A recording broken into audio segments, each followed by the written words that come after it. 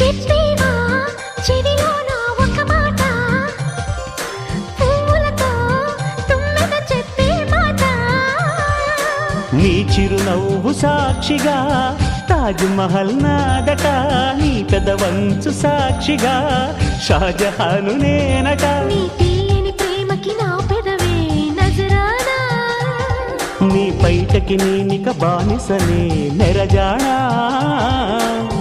అనంతాల ఆత్మ నీవై చేరుకున్న వేళలో కోకలు కట్టిన కోయిలా